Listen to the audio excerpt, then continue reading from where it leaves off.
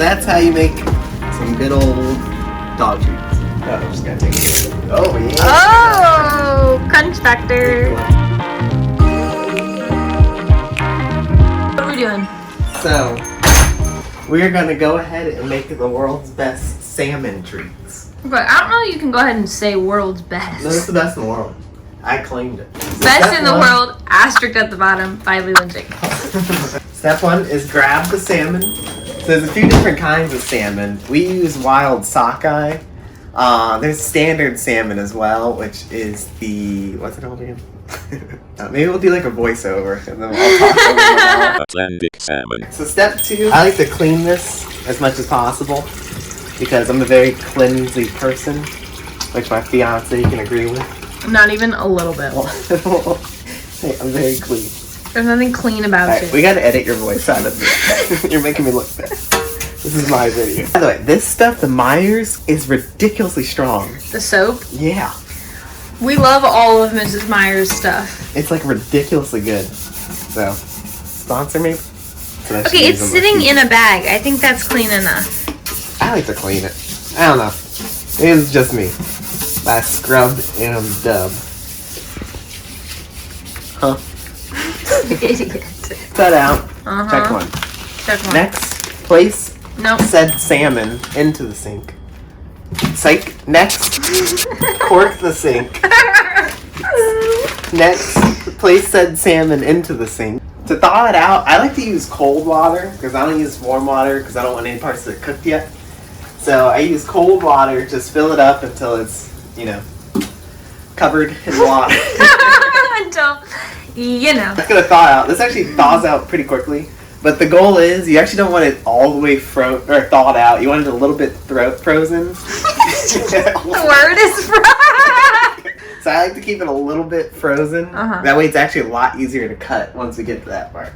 Okay. Alright, so the next step Is to wait. We have to wait, right? Yeah, we have to wait. But I like to sharpen my knives. I'm not going to record you sharpening your knives. You're recording sharpening knives. No, I refuse. Please. Stop checking out my butt. So we take some of the Tupperware that we never use, fill it up with water. So we take these and we place these in here. It doesn't fit. Alright. That's because the big one is in here. Is it clean? No. Alright, so place the water into another container. I'm actually glad I did that because I forgot about that step. Then you place this inside. It's like a perfect fit actually. No pantry. You going in the pantry? So you want a really sharp... Oh, hi, jealous girl. Are you getting any of Jealous girl. That's just sharpening knives. It's so unimportant. This is very important. You know what is cute though? Let me show you. In Boomy's little area. Just go ahead, you take one of these. Okay. Now the real cute. Is it even slightly related to the salmon cheese? Booba sit. Oh, look, she's already doing it. Okay, tell her to give her your paw. Paw. Good. Oh, good job, Oopsie. So much better than cleaning knives. Isn't it? Add a lot of water. Alright, so now it's just a good amount sharper. So I actually wash this. But we have to wait to wash it, right? Alright, And so time skip. So this actually worked out perfectly. Yeah, should have done it like funnier. should I have made that better? So this is like perfectly thawed out. It's still a little hard, so it'll be nice to cut into. Yeah, I don't know why. Whenever I use the sharpening stone, I think of Kill Bill. When they're making Kill Bill swords. I don't know why, but that's what I think of. So I feel extra cool when I do it. You are extra cool when you do it. Dramatic. I knew I was married for a reason. Please be careful. Jeez. Leland, that's not funny. I just kind of cut open the package since our knife is really sharp now.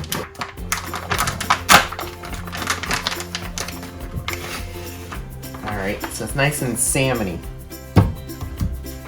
So we're going to dehydrate these, so hopefully you guys have a dehydrator. If not, still satisfied to watch. So the first thing you want to do is take off the skin, which is like the most annoying part, but if you know how to do it, it's actually pretty easy. So you start with this side, you slice in a little bit this way, then turn the knife and then slicing more that way. You're so professional. So now there's like a little bit exposed. So then you take your knife and then, ow! So that's kind of funny.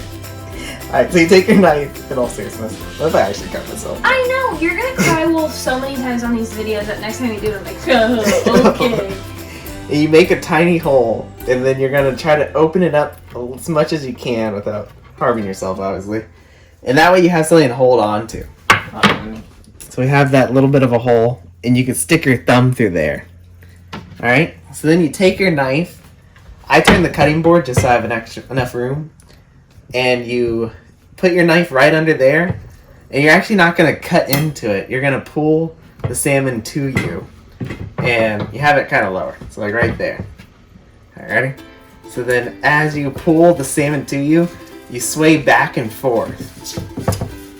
And then you keep swaying. Now at this point you can grab into a better grip. And then you keep swaying back and forth, back and forth. Keep going. Kind of like a forearm workout. This is the issue when it's still frozen. It's a little bit harder. And I'm not a professional chef, so I struggle more than you guys probably would. Alright, so now we have a beautiful piece of salmon, which we're also going to use for the salmon treats. So you can cut this off, which I'm going to do real quick. Ooh, look at that clean cut. You can use that too. This part's a little fattier, and it doesn't cook as well in my opinion. So I don't cook that part, but you can if you want. So there's so many ways to cut a piece of salmon. I like to cut it really thin, that way it dehydrates nice and crisp. We're gonna do one slice there. We're gonna do another slice. And we're essentially gonna keep going with that exact type of thinness all the way over. We'll get thinner as we get to the center, and then thicker as we get to the end.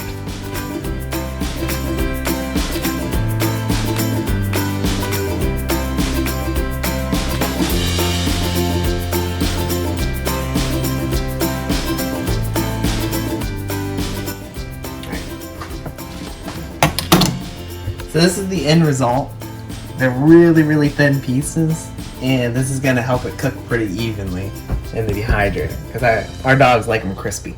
Normally I do them pretty small chunks, but I actually kind of like this size, so we're going to try this out today. So we're going to cut this in half, or not in half, into quarters. So this will be 1 quarter right here, another quarter right here, and then 1 more quarter right here. We'll save this part for a little bit later, and first we're going to get these onto our plate.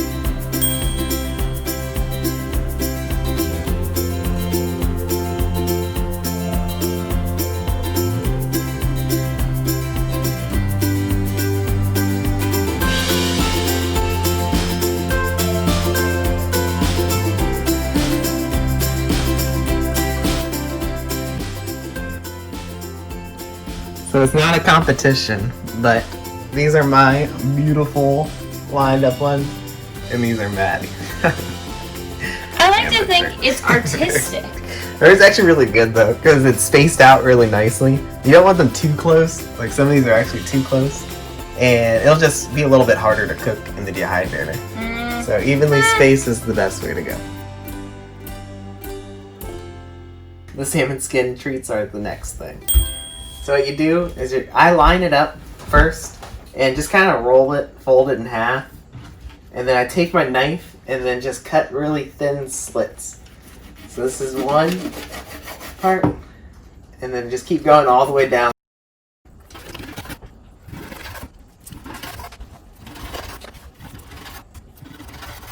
So I then take these, and there's one part that's more dark and this part's light. This is mostly for just looks, but I roll it up so it has this cool color pattern.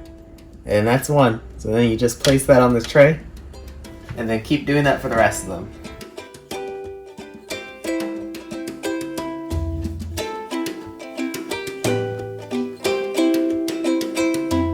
goal is you want the internal temperature to reach about 145 for salmon.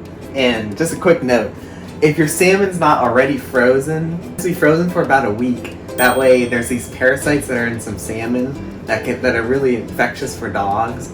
So if it's not frozen for a week, which kills the eggs, you can cook it. But ours is frozen. It ships from like far away. So it's frozen when it gets here, and it's also frozen in our fridge for a while, or freezer. So we cook it on 167, and then cook it for about 5 hours, and then we'll check it in 5 hours from now. So it's been about 4 hours, and they turned out pretty well, honestly. There's a few that turned out a little dark, but no biggie really. Only about 2 or 3 that are a little too dark. Make some extra crunchy.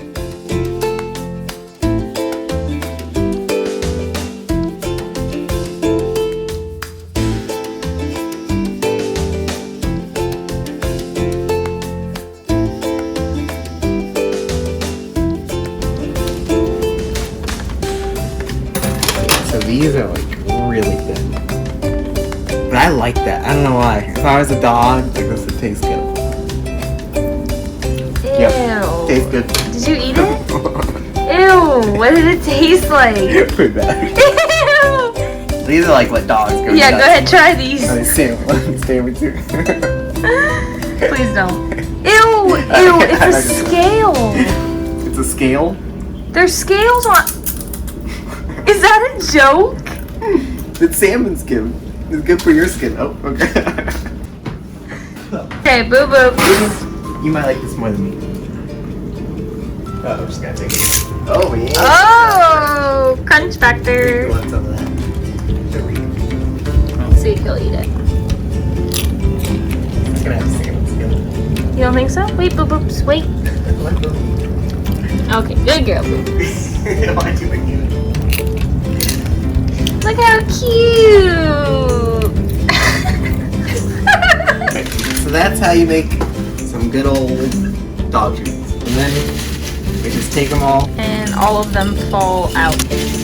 So another thing you can do is you can kind of like crunch it up a little bit. And these are really good food toppers. So if your dog's really picky and doesn't want to eat their food, you can take like pieces that are like that, and then crunch them up. And like that's like a good consistency to use as a food topper.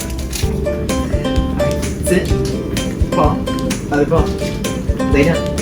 Lay down. Oh, Good girl. you win. Oh, she did it too. Paw. Other paw.